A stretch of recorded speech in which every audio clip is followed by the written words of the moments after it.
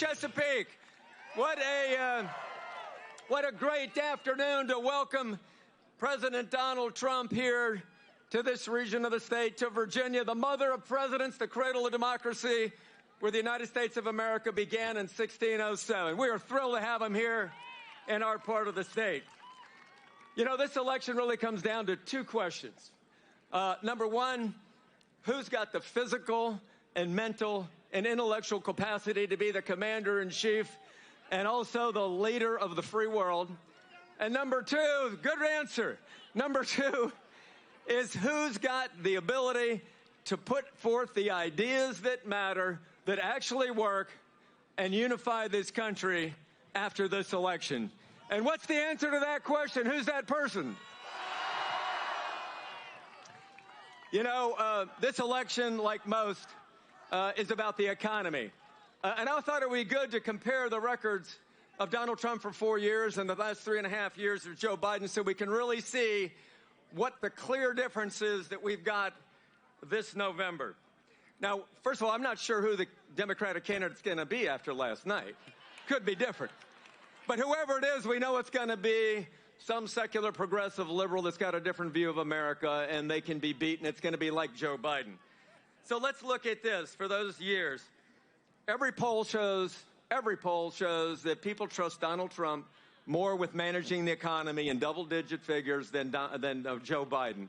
And that's a great source of encouragement for us.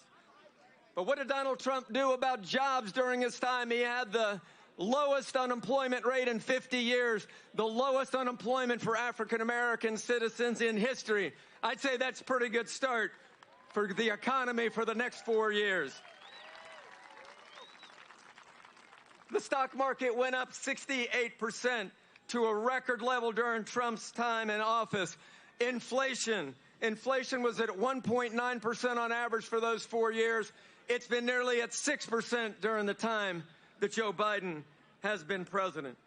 What about energy? You remember those good old days under Donald Trump where the average gas price was $2.28, $1.99 sometimes in Virginia Beach and Chesapeake. The average gas price under this president now, $3.58, nearly 40% greater than when Donald Trump was president. And how about the secure borders we had during those times of Donald Trump? Even the New York Times, that conservative bastion, has said that we've now got 2.5 million more people illegally present in the United States now than we did in 2020 when President Trump was finishing his term. Look at these numbers from the Border Patrol. In 2020, we had only 646,000 crossings. We're headed this year, 2024, to now almost 4.5 million illegal crossings from our southern border. And that's a disgrace, but President Trump will fix that problem. And the people coming across, there are a lot of hardworking people that want to experience the American dream, but you know what? Fentanyl is a major crisis and leading killer of young people. In 2023, under the leadership of Joe Biden with open borders, we had 27,000 pounds of fentanyl coming across the southern border, 500% more than what we had during Donald Trump. That's a disgrace that President Trump will fix. The stay in Mexico policy has now been catch and release. And what a hypocrisy it is that the liberals only scream about illegal immigration when you go to D.C., New York, or Martha's Vineyard. That's ridiculous. And President Trump will fix that problem. Think about where we are. The national debt now, highest in history. Social Security bankrupt in 10 years. So what the question is I've got for you, who do you trust more with the United States economy?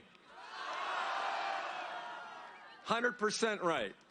What about foreign policy after the debacle of American leaving the tarmac in Afghanistan? People lost faith in the commander-in-chief and the leader of the free world. And so what do we have today? We have Russia in Ukraine. We have Hamas slaughtering Israeli civilians. We have Iran close to a nuclear weapon. We have China rattling the saber in the Taiwan Straits. We have the military not being able to meet its recruitment goal. I could go on, but you get the picture. Ladies and gentlemen, I'm going to say in conclusion that Governor Allen mentioned that great speech in 1964, A Time for Choosing, by the great Ronald Reagan in support of Barry Goldwater. And this is a time for choosing, 60 years after that speech, like no other in the United States of America.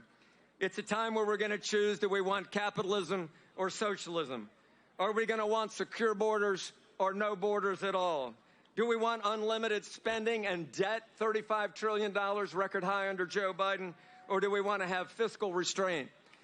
And most importantly, do we want to have respect for the traditional values that have made this country great? Or do we want to have a government program that you pay for to fix every one of those problems for the people? So I think the choice is very clear. Thank God the people are smarter than the politicians, because the Biden approval rating now is at an all-time low of 36%. 70% of Americans say we're now on the wrong track.